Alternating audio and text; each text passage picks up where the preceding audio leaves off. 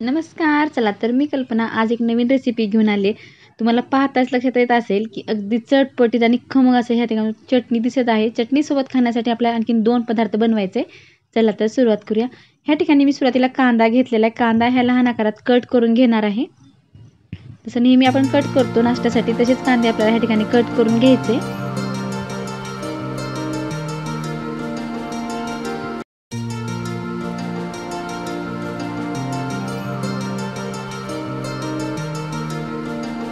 कांदे कट करून झाले की ह्या ठिकाणी हिरवी मिरची कट करून घेतलेली आहे. ह्या ठिकाणी कढई गॅसवरती ठेवली आणि 1 वाटी इतका आपण रवा घेतलेला आहे.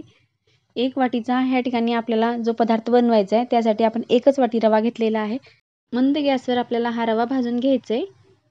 ज्या ठिकाणी आपण कांदा घेतलेला चिरून त्यामध्ये आपण ह्या ठिकाणी पाणी टाकून ठेवलेलं आहे. गॅसवर कढई ठेवून तेल टाकून घेतले. तेल छान कडकडीत गरम झाले की जिरे, मोहरी, कांदा, चना डाळ थोडीशी टाकलेली आहे. 1 चमचा उडद डाळ टाकलेली आहे. सर्व जिन्नस टाकून आपण फोडणी तयार करून घेतलेली आहे उपमासाठी. आणि छान उकळी आली की त्यामध्ये आता आपला जो रवा आपण भाजून घेतलाय तो रवा टाकून द्यायचा आहे.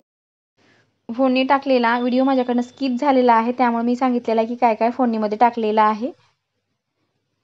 आता ह्या ठिकाणी अगदी गुठळ्या न होता असं आपल्याला फिरवत फिरवत पूर्ण रवा हा जो मिक्स करून घ्यायचा आणि छान आपला रवा हा वाफरलेला आहे आणि मस्त ऑब्झर्व केलेला आहे.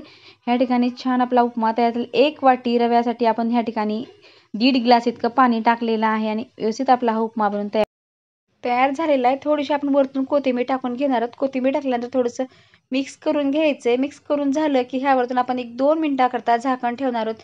जे की आपण जे उपमा बनवलेला आहे तो मऊसर आणि लुसलुशीत होईल. झाकल्यानंतर त्याला वाफ बसले की अगदी मस्त मऊ आपला हा उपमा बनवून तयार होतो. 1-2 मिनिटाकरता वरती त्याचं झाकण ठेवायचं आहे.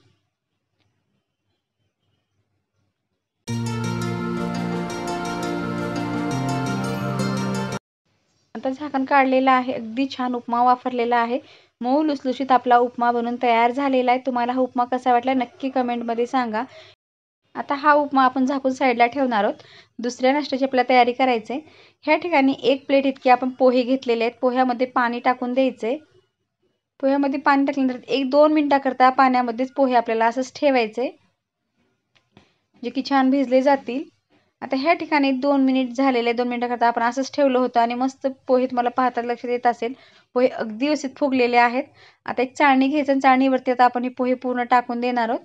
टाकल्यानंतर आपल्याला 1-5 मिनिटाकरता आपल्याला पोहे असेच ठेवायचे जे की खुले होतील आणि छान मऊ लुसलुशीत पोहे बनून तयार होतात. त्या अगोदर आपल्याला आणखीन एक पदार्थ बनवायचा आहे. गॅसवरती कढई ठेवलेली आहे. कढई छान गरम झाली की आपण थोडेसे शेंगदाणे टाकून दिलेले आहेत. थोडं खोबऱ्याचे तुकडे टाकलेत. आपल्या क्वांटिटीनुसार आपण ह्या ठिकाणी कमी जास्त करू शकतो. ह्या मोठ्या आकारातच खोबर कट करून घेतले ते टाकून दिलेलं आहे. थोडंसं गरम झाले की ह्या ठिकाणी आपण डाळवं घेतलेत. डाळवं सुद्धा आपण थोडेच घेतलेत ते टाकून द्यायचे. अर्धी वाटीपेक्षा सुद्धा कमी डाळवं ह्या ठिकाणी घेतलेले आहेत. अर्धी वाटीपेक्षा सुद्धा शेंगदाणे कमी घेतलेले आहेत. तिन्ही प्रमाण सेम घेतलं तरी चालते. अगदी मस्त भन्नाट चवीची ही चटणी बनवून तयार होते. थोडंसं चांगलं भाजलं की ह्यामध्ये आपण जिरे टाकून दिलेत. जिरे आपण हे शेवटी टाकलेले आहेत. सुरुवातीला टाकलं तर ते खूप लवकर भाजले जातात आणि चव ही वेगळी होते. त्यामुळे शेवटी आपल्याला हे जिरे टाकून घ्यायचे. आता सर्व जिन्नस व्यवस्थित भाजलेले आहेत. गॅस बंद केलेला आहे आणि 1 प्लेट घ्यायचं त्या प्लेटमध्ये काढायचं आणि 2 मिनिटाकरता थंड होऊ द्यायचे. थंड झाल्यानंतर आपल्याला त्याची चटणी बनवायची आहे.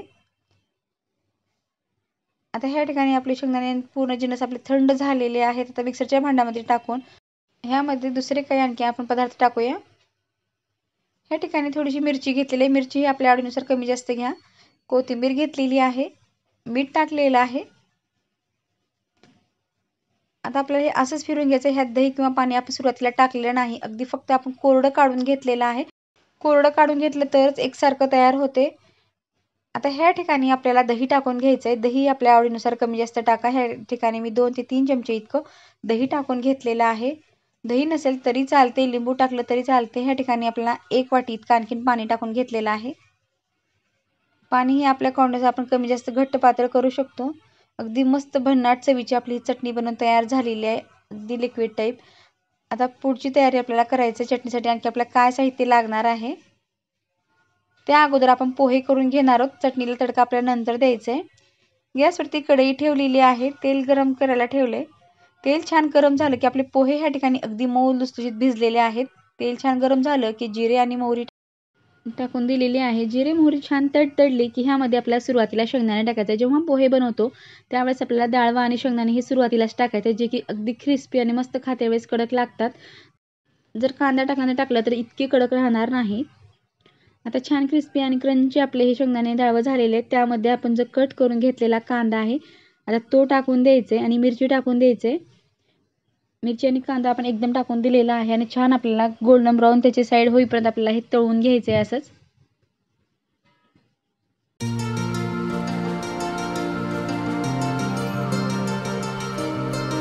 पोहे आणि उपमा तर सर्वांनाच येतो, प्रत्येकाची करण्याची पद्धती वेगळी असते. नवीन शिकणाऱ्यांसाठी अगदी उपयुक्त आहे. अगदी साध्या सोप्या पद्धतीने परफेक्ट पोहे आणि उपमा कसा बनवायचा हे दाखवलेलं आहे. तुम्ही नक्की ट्राय करून पहा. थोडीशी आपण कोथिंबीर टाकल्यानंतर सुद्धा आपल्याला आणखीन कोथिंबीर टाकायचे. ह्या ठिकाणी आपण थोडीशीच टाकलेली आहे. तर मिक्स करून घ्यायचे. मिक्स झालं व्यवस्थित मिक्स करून झालं की ह्यामध्ये पाव चमचा इतकी आपण आता ह्या ठिकाणी हळद टाकून घेणार आहोत. हळद छान तेलामध्ये मिक्स झाली की आता ह्यामध्ये आपण जे पोहे भिजवून घेतलेत ते पोहे आता ह्या ठिकाणी आपल्याला टाकून द्यायचे. गॅस मिडियम ठेवून आपल्याला व्यवस्थित पोहे फोडणीमध्ये मिक्स करून घ्यायचे. अगदी व्यवस्थित आपले हे पोहे भिजून तयार झालेले आहेत. अगदी परफेक्ट पद्धत आहे. तुम्ही नक्की ट्राय करून पहा. आता पोहे व्यवस्थित मिक्स झालेले आहेत तरी आपल्याला गॅस 2 मिनिटाकरता ठेवून वरतून थोडीशी कोथिंबीर टाकून घ्यायचं आणि 2 मिनिटाकरता आणखीन आपण ह्यावरती झाकण ठेवणार आहोत, जे की छान आपले पोहे वाफरले जातील आणि मऊसर होतील. आता ह्या ठिकाणी आपण झाकण ठेवलेलं आहे 2 मिनिटाकरता. आता आपल्याला लगेच झाकण काढायचं आहे आणि पोहे आपले हे खाण्यासाठी तयार झालेले आहेत. होऊ शकता अगदी मस्त मऊ लुसलुशीत आपले पोहे तयार झालेले आहेत. पोहे आता आपल्याला साईडला ठेवायचे आणि जी चटणी बनवलेली आहे त्यासाठी आता आपल्या ह्या ठिकाणी तडका बनवायचा, त्याची तयारी करायची. छोटासा पॅन घेतलेला आहे त्यामध्ये आपण तेल टाकून घेतले. 2 चमचे इतकं तेल टाकून दिलेलं आहे. तेल छान गरम होईपर्यंत आपण चटणी जी आहे ती बाउलमध्ये काढून घेऊ. आता चटणी बाउलमध्ये काढून झालेली आहे. तेल पण छान गरम झालेलं आहे. त्यामध्ये आता आपल्याला अर्धा चमचा इतकी मोहरी टाकून घ्यायचे. मोहरी छान तडतडली की त्यामध्ये अर्धा चमचे इतके जिरे टाकून द्यायचे. कढीपत्ता असला तर कढीपत्ता टाकला तरी चालतो. माझ्याकडे कढीपत्ता नाही त्यामुळे या ठिकाणी मी टाकलेला नाही. जिरे टाकून झाले की थोडीशी या ठिकाणी मी कोथिंबीर घेतली. कोथिंबीर टाकून दिलेली आहे. अगदी छान आपल्या चटणीसाठी तडका बनवून तयार झालेला आहे. अगदी भन्नाट चवीची आपली ही चटणी बनवून तयार झाली. अगदी साध्या सोप्या आणि कमी साहित्यामध्ये भन्नाट चवीची चटणी बनवून तयार होते. अशा पद्धतीची चटणी आपण कुठल्याही पदार्थासोबत खाण्यासाठी बनवू शकतो. आपण जेव्हा इडली वडे जेव्हा बनवतो त्यासाठी सुद्धा अशी जर चटणी बनवली तर सर्वजण आवडीने खातील. तुम्ही नक्की ट्राय करून पहा व चटणी कशी झाली हे कमेंट करून नक्की सांगा. चला तर आपल्याला प्लेटमध्ये चटणी आणि आपण जे नाश्ते बनवले ते नाश्ते आता आपल्याला लावून घ्यायचे. चला तर सुरुवातीला आपण पोहे लावून घेणार आहोत. अगदी साध्या पद्धतीने आपण घरगुती पद्धतीने पोहे परफेक्ट असे बनवलेले आहेत आणि उपमा सुद्धा आपण परफेक्ट बनवलेला आहे. तुम्ही सुद्धा ही रेसिपी नक्की ट्राय करून पहा किंवा तुम्हाला ही रेसिपी कशी वाटली ते सुद्धा कमेंटमध्ये सांगा. या ठिकाणी उपमा सुद्धा आपण लावून घेतलेला आहे आणि दुसऱ्या साईडला आपण आता जी चटणी बनवली ती चटणी लावून घ्यायचे. खाण्यासाठी आपलं हे नाश्त्याचं प्लेट तयार झालेलं आहे. पोह्यासोबत खाण्यासाठी तर शिरा बनवतात पण आमच्याकडे उपमा अगदी मस्त सर्वांनाच आवडतो. 2 नाश्ते खाण्याची सर्वांनाच आवड आहे त्यामुळे पोहे आणि उपमा ह्या ठिकाणी आपलं रविवार स्पेशल नाश्ता बनवून तयार झाला आहे. आता प्लेटमध्ये पोहे उपमा आणि चटणी आपण लावून घेतलेली आहे. वरतून थोडीशी आपल्याला बारीक शेव टाकायचे आणि थोडीशी कोथिंबीर टाकायचे. अगदी पाहताच भन्नाट चवीचा नाश्ता बनवून तयार झालेला आहे. तुम्हाला सुद्धा पाहताच खाऊ वाटत असेल तर तुम्ही नक्की ट्राय करून पहा. पुन्हा भेटूया पुढच्या नवीन रेसिपीसोबत. व्हिडिओ पाहिल्याबद्दल धन्यवाद.